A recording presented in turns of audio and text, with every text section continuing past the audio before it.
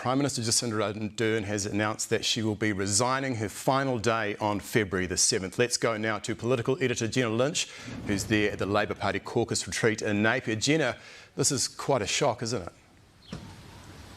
Total shock. Wow. When she started talking about reflecting on her time, there was an audible gasp in the room, and then it just went deathly silent as Jacinda Ardern choked up and uttered those words that she was going to be resigning her post. This came out of the blue. She'd been saying in every single interview that she would definitely be running for another term, but over the summer she says she's reflected and decided that she has not got enough left in the tank for this election. But not just this election. She said if you're going to sign on to be leader, you need to have that next 3 years in the tank as well, and she just doesn't think that she can. So now the race begins for the next Prime Minister of New Zealand. The Labour Party is going to be holding a vote on Sunday in 3 days' time to elect a new leader and therefore a new Prime Minister.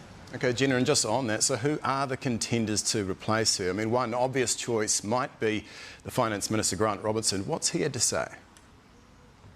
He's actually just sent a statement through to us ruling himself out of the leadership. It says, "I'm not putting myself forward to be a candidate for the leadership of the Labour Party. In 2014, when I failed to secure the leadership of the party for the second time, I indicated that I would not put myself forward again, and my position has not changed." So the obvious handing over of the reins to the Finance Minister, the Deputy Prime Minister, Grant Robertson, is not going to be happening. So that leaves a number of questions as to who. Some front runners, obviously, the likes of Chris Hipkins. He has been front and centre of the COVID-19 response, a competent minister that Jacinda Ardern has trusted with a number of difficult portfolios to turn them around when in times of crisis. Another name that's generally floated is Michael Wood, another competent minister, given the hard portfolios of workplace relations. He's a true Labour man, so he could be in the mix as well as the likes of Kitty Allen has always been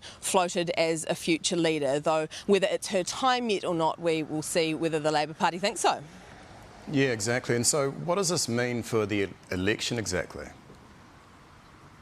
The election just got turned on its head. The Prime Minister just announced the election date as kind of a parting gift to the political scene, October the 14th, and now the race is truly on because National will be rubbing its hands. It doesn't know what it's up against yet, but Jacinda Ardern has always been the weapon of the Labour Party. Her brand is so intrinsically linked with Labour's success, and having her gone, you would think that the strategists over at National will be feeling pretty good right now.